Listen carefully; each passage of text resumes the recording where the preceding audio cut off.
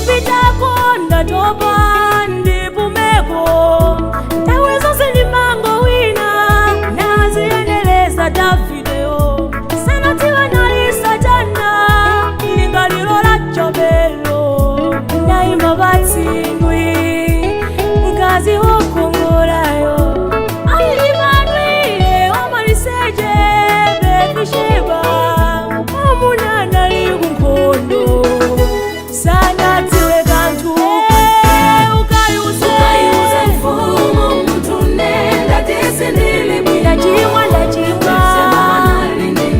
anali ndi mantha ngati anali ndi mantha anali ndi mantha ukayuze mfumu ndinawayembekeze anali ndi mantha Sheba ngati anali ndi mantha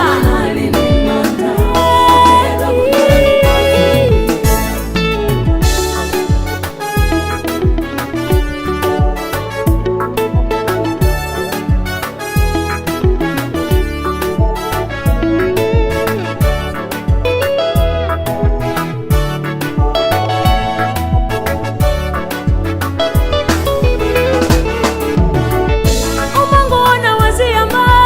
sudziwa kuti zikathera kuti Satana ndiwochenjera